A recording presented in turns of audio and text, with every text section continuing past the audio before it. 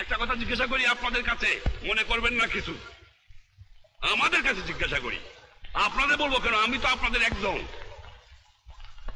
আমাদের লেখাপড়া শিখাইছে কিনা? আমার বাপ মা। আমরা মনে করি বাপ মা। আমাদের লেখাপড়া শিখাইছে কে?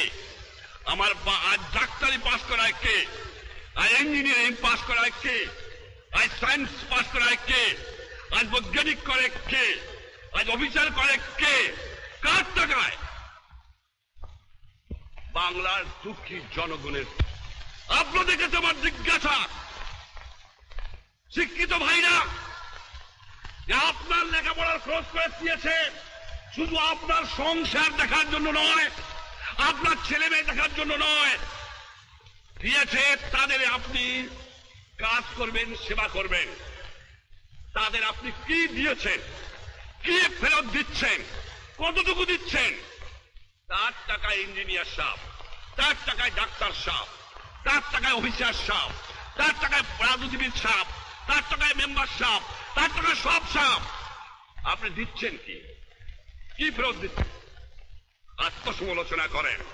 আপনি চাকরি করেন, আপনার মায়না দেয় ওই গরিব কৃষক, আপনার মায়না দেয় ওই গরিব শ্রমিক, আপনার সংসার চলে ওই টাকায়, আমি গাড়ি চলি ওই টাকায়, আমরা বাড়িতে থাকি ওদের টাকায়। ওদের সম্মান করে কথা বলেন, ওদের ইজ্জত করে কথা বলেন, ওরাই মালিক, ওদের সংসারই চলে। সরকারি কর্মচারীকে বলবো, মনে রেখো, এই স্বাধীন দেশ ব্রিটিশ কলোনি নয়, পাকিস্তানি কলোনি নয়। যে লোকে দেখবা তার চেহারাটা মতো বাবার মতো, তোমার ভাইয়ের মতো, ওর পশ্চিমের পয়সা ওরাই হবে সম্মান বেশি পাবে, কারণ ওরা নিজে কামাই করে খায়। আর দুর্নীতিবাদ, কে দুর্নীতিবাদ? যে ফাঁকি দেয় সে দুর্নীতিবাদ, যে কাজে ফাঁকি দেয় সে দুর্নীতিবাদ, যে ঘুষ খায় সে দুর্নীতিবাদ, যে স্মাগলিং করে সে দুর্নীতিবাদ, যে আপনার ব্ল্যাক মার্কেটিং করে সে দুর্নীতিবাদ, যে জমি জিনিস হোল্ড করে সে দুর্নীতিবাদ। যারা কাজের কর্তব্য পালন করে না তারাও দুর্নীতিবাদ। যারা বিবেকের বিরুদ্ধে কাজ করে তারাও দুর্নীতিবাদ। যারা বিদেশের কাছে দেশকে বিক্রি করে তারাও দুর্নীতিবাদ। এই দুর্নীতিবাদদের বিরুদ্ধে আমাদের সংগ্রাম শুরু করতে হবে। একটা কথা বলি আপনাদের কাছে, এই দুর্নীতিবাদদের কোনদিন সরকারি আইন করে দুর্নীতিবাদ দমন করা সম্ভব নয়, জনগণের সমর্থন ছাড়া। আজকে আমার এক নম্বর ওয়াদা হবে আপনাদের কাছে, সেটা হলো এই, আমি বলেছিলাম ঘরে ঘরে দুর্গ করো। কেন? জিহাদ করতে হবে, যুদ্ধ করতে হবে শত্রুর বিরুদ্ধে। আজকে আমি বলবো বাংলার জনগণকে, এক নম্বর কাজ হবে যে দুর্নীতিবাদদের বাংলার মাটিকে উৎখাত করতে হবে। আমি আপনাদের সাহায্য চাই। কেমন করে করতে হবে?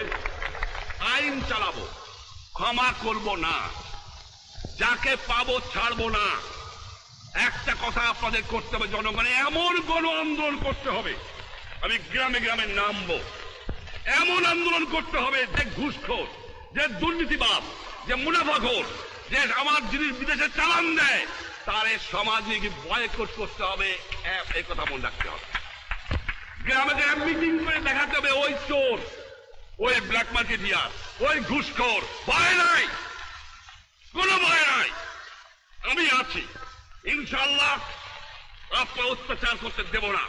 কিন্তু আপনাদের গ্রামে গ্রামে আন্দোলন করে, পারে কে ছাত্র ভাইরা পারে, পারে কে যুবক ভাইরা পারে, পারে কে বুদ্ধিজীবী পারে, পারে কে জনগণ পারে, ঘরে ঘরে আপনাদের দুর্গ করতে হবে। সে দুর্গ করতে হবে এই জন্য যে দুর্নীতিবাদকে খতম করো, বাংলাদেশে দুঃখী মানুষের দুঃখ মোচন করো। এই দুর্নীতিবাদ যদি খতম করতে পারি, শতকরা 25 থেকে 30 ভাগ দুঃখ বাংলার মানুষের চলে যাবে। এত চোরের চোর, চোর কোথেকে যে পয়দা হয়েছে আমি জানি না, পাকিস্তানে সব নিয়ে গেছে, কিন্তু এই চোর চুপ ফিরে গেছে আমার কাছে। এই চোর নিয়ে গেলে আমি বাঁচতাম, কিছু দালাল গেছে, কিন্তু চোর গেলে বাঁচা যাবে। শতকরা 20 জন লোক শিক্ষিত, আমরা শতকরা 20 জন, তার মধ্যে শতকরা 5 জন লোক আমরা বলতে পারি আমরা শিক্ষিত। আজকে একটা কথা প্রশ্ন আমার, এই যে দুর্নীতির কথা বললাম, আমার কৃষক দুর্নীতিবাদ না। আমার শ্রমিক না। তা কে? ঘুষ খায় কারা? স্মাগলিং করে কারা? বিদেশি এজেন্ট হয় কারা? বিদেশে টাকা চালান দেয় কারা? ভোট করে কারা? এই আমরা যারা শতকরা 5 জন শিক্ষিত লোক, এই আমাদের মধ্যে ঘুষখোর দুর্নীতিবাদ, এবং আমাদের চরিত্রের সংশোধন করতে হবে, আত্মসমালোচনা করতে হবে। এই দুর্নীতিবাদ এই শতকরা 5 জনের মধ্যে, এর বাইরে নাই। কেন নাই?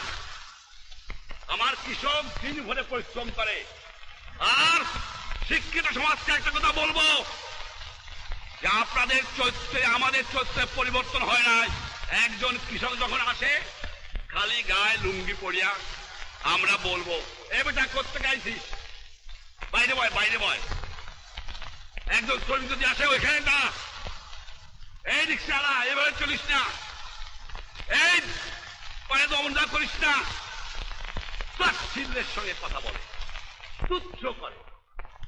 পরিবর্তন করতে হবে।